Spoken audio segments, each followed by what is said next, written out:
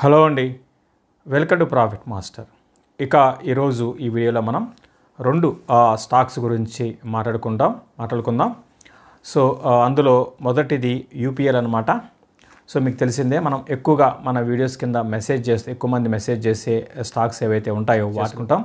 అదేవిధంగా ఇంట్రెస్టింగ్గా ఏదన్నా ఉంటే, ఏదన్నా మంచి భవిష్యత్తు ఉండి కొంచెం ఇంట్రెస్టింగ్గా ఏదైనా కంపెనీ ఉంటే దాని గురించి కూడా మనం మాట్లాడుకుంటాం. ఇదంతా కూడా పూర్తిగా లాంగ్ టర్మ్ ఉద్దేశంతోనే, ఓన్లీ ఇన్వెస్ట్మెంట్ పరంగా మనం ఈ వేదిక ద్వారా మాట్లాడుకుంటాం అనమాట. అందులో మొదటిది ఇంతకుముందు అనుకున్నట్టుగా యూపీఎల్ గురించి చాలామంది అడుగుతున్నారు.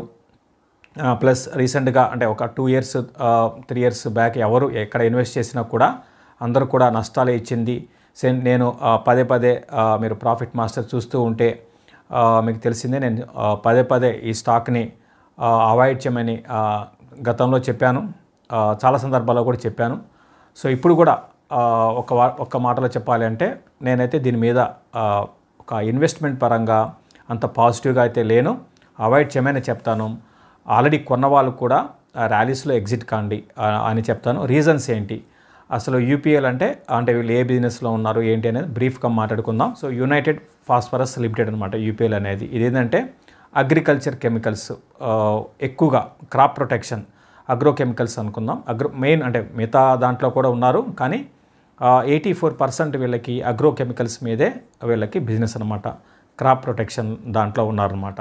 అయితే ఎందుకు ఇది పెరగలేకపోతుంది స్టాకు అంటే, రీజన్ పరంగా చెప్పాలి అంటే, దగ్గరగా వీళ్ళకి అప్పు అనేది 30,000 రోజుకి డెట్ అనేది పెరుగుతూ ఉంది. దాన్ని తగ్గించుకోవడంలో బాగా విఫలమయ్యారు. సో ఇది ఏంటి అంటే, ఇండియా కంపెనీ అయినా సరే అన్ని దేశాల్లో ప్రెజెన్స్ ఉందండి.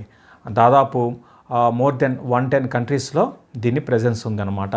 ఎక్కువగా వీళ్ళకి మెయిన్ బిజినెస్ అంతా కూడా అమెరికన్ కంట్రీస్, అంటే అమెరికా అంటే యుఎస్ ఒకటే కాదు, మొత్తం అమెరికన్ కంట్రీస్ మొత్తం కలుపుకుంటే వీళ్ళకి వచ్చే బిజినెస్ 58% యుఎస్ అంటే అమెరికన్ కంట్రీస్ నుంచి, యూరోప్ కంట్రీస్ నుంచి 14%, ఇంకా మన ఇండియా నుంచి ఓన్లీ 12% మాత్రమే అనమాట.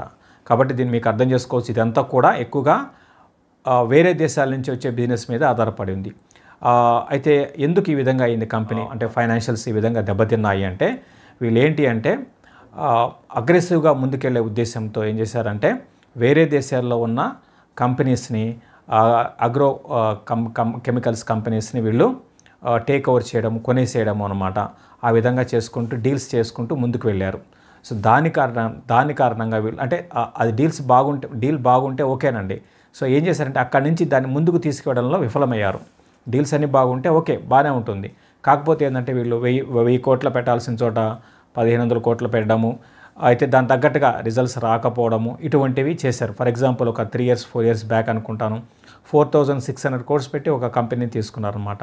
సో అటువంటివన్నీ కూడా వీళ్ళకి నెగిటివ్ అయిపోయినాయి. ఒకవైపు ఏమో డెట్ అనేది పెరుగుతూ పోతుంది, డెట్ అనేది తగ్గించుకోలేక విఫలమయ్యారు, అదొకటి. రెండవది, at the same time revenues పరంగా కూడా తగ్గడం స్టార్ట్ అయినాయి, డీగ్రోత్ మనకి కనపడింది. లేటెస్ట్గా గమనిస్తే లాస్ట్ ఇయర్తో పోల్చుకుంటే 2023 ఫైనాన్షియల్ ఇయర్ కానీ గమనిస్తే 53,000 crores ఉన్న రెవెన్యూస్ ఈరోజు 43,000 కోట్లకు వచ్చేసాయి. అంటే 10,000 కోట్ల రెవెన్యూస్ తగ్గిందనమాట. ఒకవైపు ఏమో గ్రోత్ తగ్గింది, మరోవైపు ఏమో డెట్ పెరుగుతుంది. ఇది రీజన్ అండి స్టాక్ పెరగకపోవడానికి. సో ఇవన్నీ మీకు అవగాహన ఉంటే మీరు ఖచ్చితంగా ఇటువంటి స్టాక్ జోలికి వెళ్ళరు. సో దీనికన్నా బెటర్ స్టాక్స్ మనకి చాలా ఉన్నాయి కదా, వాటి వైపు వెళ్ళమనేది మంచిదే. అంటే దీన్ని ఏమంటారంటే వీళ్ళు ఏం చేశారంటే, ఆర్గానిక్ గ్రోత్తో పాటు ఇనార్గానిక్ గ్రోత్ అంటాం. అంటే మన బిజినెస్తో పాటు ఆల్రెడీ వేరే ఎగ్జిస్టింగ్ ప్లేయర్స్ ఎవరైనా ఉంటే వాళ్ళని, ఆ కంపెనీని మనం కొనేయడము, తద్వారా ఇనార్గానిక్ గ్రోత్, దానివల్ల ఫాస్ట్గా ముందుకు వెళ్తాం. అయితే ఇటువంటి డీల్స్ చేసే ముందు చాలా జాగ్రత్తగా చేయాల్సి ఉంటుంది. సో కొంచెం ఏమాత్రం తేడా వచ్చినా కూడా ఇబ్బందులు పడే అవకాశాలు ఉంటాయన్నమాట. అది ఈరోజు యూపీఎల్లో జరుగుతుంది, అటువంటి ఇబ్బందులు ఎదుర్కొంటుంది. దీంతోపాటు 2 years బ్యాక్ అనుకుంటాను, మీకు తెలిసే ఉంటుంది, ఈవెన్ మేనేజ్మెంట్ మీద కూడా కొన్ని అలిగేషన్స్ వచ్చాయి. లైక్ షెల్ కంపెనీస్ పెట్టి ఫండ్స్ని డైవర్ట్ చేస్తున్నారని అలిగేషన్స్ కూడా రావడం జరిగింది. సో కార్పొరేట్ గవర్నెన్స్ మీద కూడా నాకు అంత నమ్మకం అయితే లేదు. సో దీని కారణంగా నేను ఈ స్టాక్ని అవాయిడ్ చేయమన్నాను. ఒకటి గుర్తుపెట్టుకోండి, ఎప్పుడే అప్పు చేయడం అనేది బిజినెస్లో ప్రతి ఒక్క కంపెనీ అప్పు చేస్తుందండి. అప్పు చేయకుండా ముందుకు వెళ్ళడం వ్యాపారంలో ఖచ్చితంగా ప్రతి ఒక్కరు మీకు చూడండి, ఒక ఐటీ కంపెనీస్ మినహాయిస్తే డెట్ లేని కంపెనీ అనేది ఉండదు. కాకపోతే ఆ డెట్ ద్వారా అంటే వాళ్ళు చేసిన అప్పు ద్వారా వాళ్ళు అప్పును తీర్చుకుని అంటే అప్పు తీర్చుకొని దాంతోపాటు గ్రోత్ కూడా కనపరచాలి. ఫర్ ఎగ్జాంపుల్ మీకు మ్యాక్స్ హెల్త్ అని ఉంది. సో అది పదే పదే చెప్తూ ఉంటాను. హాస్పిటల్స్ కంపెనీ వాళ్ళు కూడా ఇనార్గానిక్ గ్రోత్ వైపు అంటే వాళ్ళు కూడా ఏంటంటే వేరే ఆల్రెడీ ఎగ్జిస్టింగ్ హాస్పిటల్ని కొనేసేయడము, ముందుకు వెళ్ళడము ఈ విధంగా జరుగుతుంది. సో కాకపోతే అక్కడ గ్రోత్ ఉంది, అట్ ద సేమ్ టైం చక్కగా డీల్స్ కూడా మంచి డీల్స్ చేస్తున్నారు, ఒక ఆర్గనైజర్గా వెళ్తున్నారు. వీళ్ళు కూడా చేశారు పాపం. కాకపోతే ఏంటంటే అవి కొన్ని ఫెయిల్ అయిపోయినాయి. దాని కారణంగా డెట్ అనేది పెరిగిపోయింది. కాబట్టి ఏంటంటే ఇటువంటి అంశాలు ఉంటాయండి. ఏదో ఒక చిన్న పాయింట్ పెట్టుకొని స్టాక్ అని కాదు. కాబట్టి ఓవరాల్గా దీని గురించి మనం ఇంకా ఎక్కువ టైం వద్దు. నేనైతే వద్దని చెప్తాను. ఈ స్టాక్ని ఆల్రెడీ కొన్న వాళ్ళు ఉంటే ర్యాలీస్లో ఎగ్జిట్ కాండి. ఓవరాల్గా ర్యాలీస్లో ఎగ్జిట్ కామని చెప్తాను. ఇన్వెస్ట్మెంట్కి అయితే వద్దండి, ఎందుకంటే డెట్ అనేది ఎక్కువ ఉంది, దాంతోపాటు గ్రోత్ తగ్గింది. సో ఇక ఇంకొక స్టాక్ వచ్చే విషయాన్ని రెగ్యులర్గా చాలామంది అడుగుతున్న స్టాకు, గతంలో నేను ఈ స్టాక్ గురించి దివాళీ రోజు చెప్పాను, ముందుగానే ఐడెంటిఫై చేశాము. సో ఈథోస్ అంటే వీళ్ళ బిజినెస్ ఏంటి? సో ఇప్పుడేమో ఒక అగ్రో కెమికల్ కంపెనీ గురించి మాట్లాడుకున్నాం. వీళ్ళు ఏంటి అంటే ఒక డిఫరెంట్ బిజినెస్లో ఉన్నారు. లగ్జరీ వాచ్ కంపెనీ అంటే వీటి వాచ్ తయారు చేయరు. వీళ్ళు ఏంటంటే retail company, luxury watch retail, ఇండియాలో రీటైల్ కంపెనీ అనమాట ఇది. సో అంటే మన ఇండియా అనేది మనం గతంలో కాదు ప్రతిసారి సందర్భంలో చెప్తుంటాను, ప్రీమియం సెగ్మెంట్ ఏదైతే ఉంటుందో, లగ్జరీ సెగ్మెంట్ ఏదైతే ఉంటుందో దానికి విపరీతమైన గ్రోత్ అనేది లాస్ట్ ఒక 3-4 ఏళ్ళుగా చూస్తున్నాం. లైక్ కార్లలో చూసుకుంటే బెంచ్కి 40%, 42% గ్రోత్. అదేవిధంగా ఫోన్స్లో చూస్తే మీకు సో 40% ఐఫోన్స్ అండి. ఐఫోన్స్ అంటే యావరేజ్ 60,000, 70,000 ఉంటాయి, ఈవెన్ 1,00,000 పైన కూడా ఉంటుంది. సో వాటికి ఎక్కువ గ్రోత్ మన ఇండియాలో 40% ఉందన్నమాట. సో ఈ విధంగా చూసుకుంటే లగ్జరీ ఐటమ్స్కి ఎక్కువ మనకి మంచి గ్రోత్ ఉంది, ఎందుకంటే ఎకానమీలో ఇదంతా భాగం అండి. సో మళ్ళీ దాని గురించి మనం టైం ఎక్కువ చేసుకోవాల్సిన అవసరం లేదు. సో అంటే ఇక్కడ లగ్జరీ అంటే వాచ్ ఎంత ఉంటుంది? మామూలుగా 2,000 ఉంటుంది, 5,000 ఉంటుంది, 50,000 ఉంటుంది. అయితే ఇక్కడ దీంట్లో ఏంటి అంటే ఇంటర్నేషనల్ బ్రాండ్స్ వాచెస్ అనమాట అన్నీ కూడా. సో దగ్గర 60 బ్రాండ్స్ ఉన్నాయి. టాప్ ఎండ్ అంటాం కదా, హై ఎండ్ అంటే 10 లక్షల వాచ్ని టాప్ ఎండ్గా మనం చూస్తాము దీంట్లో.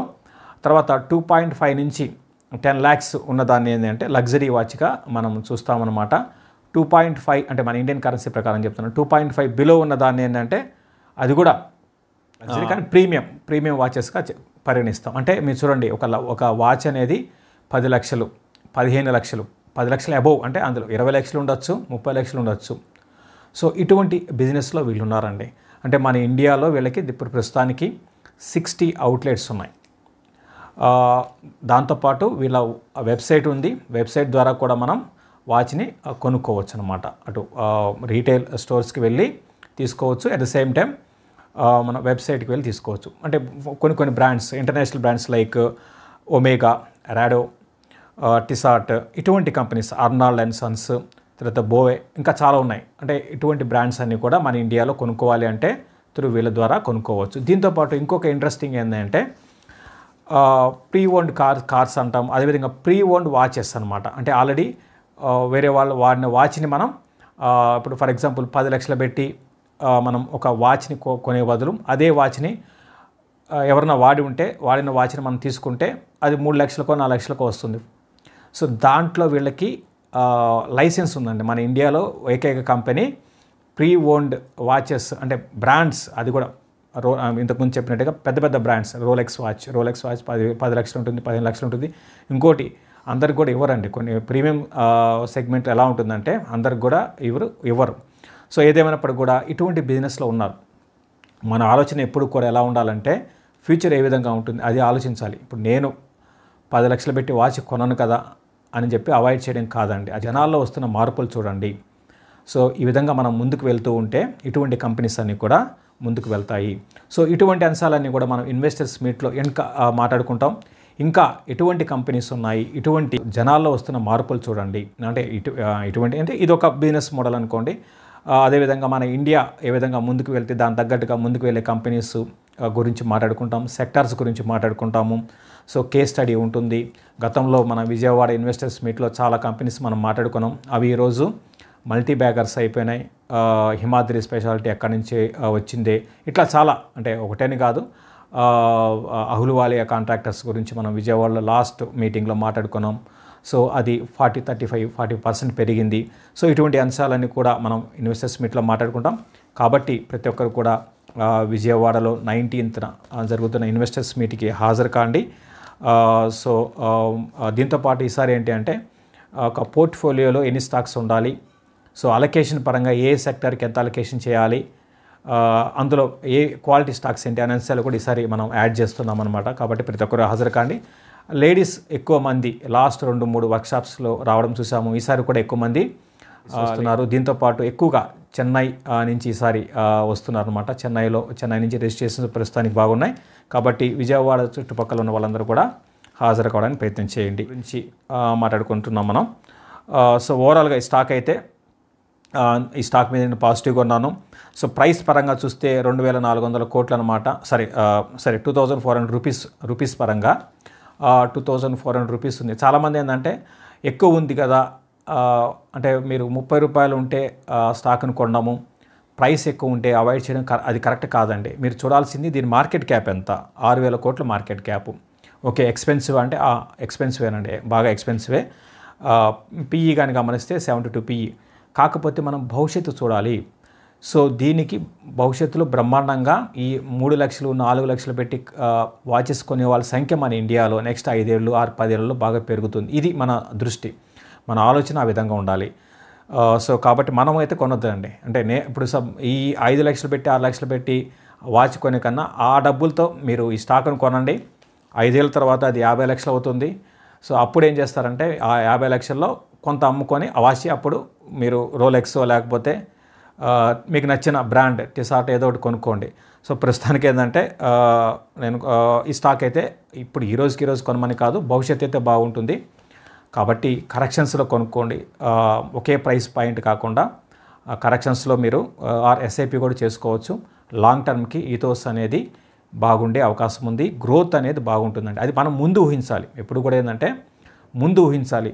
ఒక 1.5 year బ్యాక్ జొమాటో ఎట్లా చెప్పాను నేను, అప్పుడు ఈరోజు నెంబర్స్ చూడండి. జొమాటోకి మొన్న రీసెంట్ నెంబర్స్ ఎంత రెవెన్యూస్ పెరిగాయో, అట్లనే నేను చెప్పేది అంటే నెక్స్ట్ 2 ఏళ్ళ తర్వాత వీళ్ళకి ఇప్పుడు ఉన్న రెవెన్యూస్ 1000 crores కాస్త 4000 కోట్లు కావచ్చు. అదికి చూడాలి మనం. ఫర్ ఎగ్జాంపుల్ మీకు 2019లో వీళ్ళ రెవెన్యూస్ కానీ గమనిస్తే 444 కోట్లు, ఈరోజు 1000 crores. అయితే ఇక్కడి నుంచి లాస్ట్ 3-4 ఏళ్ళ కన్నా ఇక్కడ నుంచి నెక్స్ట్ 3-4 ఏళ్లలో గ్రోత్ అనేది ఎక్కువ ఉంటుంది. సిఏజీఆర్ చాలా ఎక్కువ ఉంటుందండి. ఊహించని రీతిలో సిఏజీఆర్ ఉంటుంది. అందుకు ఇటువంటి కంపెనీస్ మీద నేను ఇటువంటి కంపెనీస్లో మనం ఇన్వెస్ట్ చేయాల్సి ఉంటుంది. ఫ్యూచర్ బాగుంటుంది. ఫస్ట్ థింగ్ ఏంటంటే ఫ్యూచర్ మీద మనం దృష్టి పెట్టాలి. ఫ్యూచర్లో ఇటువంటి కంపెనీస్కి, లగ్జరీ కంపెనీస్కి మంచి భవిష్యత్తు ఉంటుంది. దీంతోపాటు వీళ్ళు లగ్జరీ మనకు జ్యువెలరీ కూడా ఎంటర్ అయ్యారనమాట. అది కూడా ఒక ఇంపార్టెంట్ అనమాట. బట్ ఓవరాల్గా ఈథోస్ అనేది లాంగ్ టర్మ్కి బాగుంటుంది. కాకపోతే కరెక్షన్స్లో మాత్రమే కొనుక్కోండి. ఇది ఈ వీడియో. మళ్ళీ ఇంకొక వీడియోలో మళ్ళీ కలుద్దాం. థ్యాంక్ యూ అండి. Please like, subscribe and share our videos.